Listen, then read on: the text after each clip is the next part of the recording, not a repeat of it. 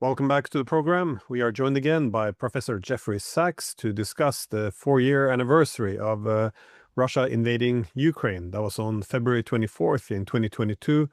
It's also to some extent the 12-year anniversary of the NATO-backed coup in Ukraine on February 22nd, 2014, which, can be argued triggered this war to begin with. So thank you very much for coming back on the program.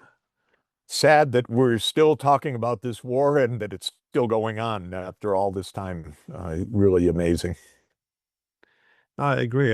This war has been just a disaster on all levels. Of course, it's a humanitarian disaster, especially for Ukraine. And it's also been a strategic disaster that is destroying Europe and continuing to take us closer and closer to a possible nuclear war. So given that we have these 2 anniversaries now, why do you think this war is still going on with so much at stake, so much destruction?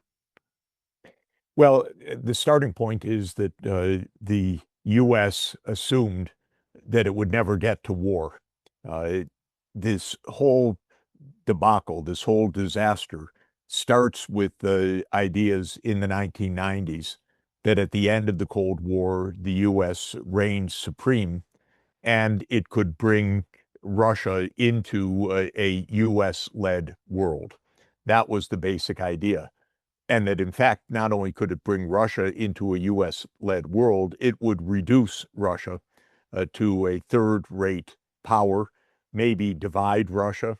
Zbigniew Brzezinski, who is the most articulate of all of these delusionists, wrote in the 1990s that perhaps Russia would fall apart into 3 weakly confederated states, a European Russia, a Siberian Russia, and a Far Eastern Russia.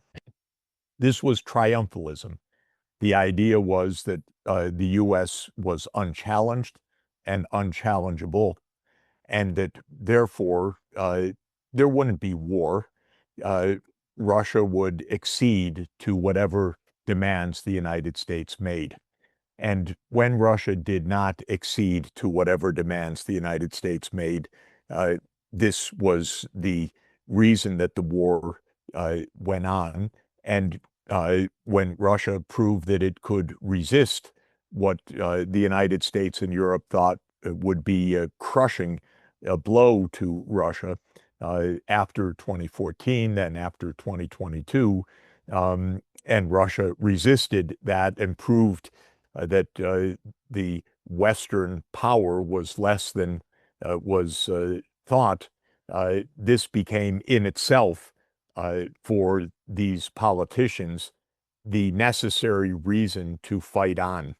Boris Johnson, who is one of the real criminals in all of this, a real culprit of this war, said in an interview that he could not let Ukraine sign a peace agreement with Russia in the spring of 2022 because that would be a threat to Western hegemony. So this is children playing a board game. Of course, it's not a board game. It's millions of lives lost. It's economies crushed. It's opportunities for life squandered at the hands of a small group who have been playing what they think is a game of Western hegemony. There have been no stakes in any of this for European or U.S. security. This is not a matter of U.S. or European security. This is a matter of first the U.S. and then European dominance. The Europeans, I should add, are a little strange in this. The U.S. led them into it. The Europeans knew that this was a bad idea. I know that's the fact that when the U.S. pushed for NATO enlargement to Ukraine, there was a lot of resistance in Europe that this would lead to war. But now that Trump, who is has his own set of delusions, is interested in other delusions, not this one, the Europeans still can't find an off-ramp. because they became delusional themselves that, well, if it isn't the United States that's going to assert Western hegemony, we'll do it ourselves. And so it's a grudge match of Germany, France, and Britain against Russia that's slogging on, and which prevents these miserable leaders and miserably unpopular with their own people. I'm speaking of Merz, Macron, and Starmer, from telling the truth that this was a bad idea to begin with, and that it should end, and that the best thing for Ukraine is Ukrainian neutrality and an end to this war. They just can't tell the truth.